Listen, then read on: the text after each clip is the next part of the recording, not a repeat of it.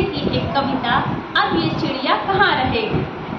आंधी आई जोर शोर से, डाली टूटी है झगोर से, हुआ घोंसला अंधे टूटे। किससे दुख की बात कहेगी, अब यह चिड़िया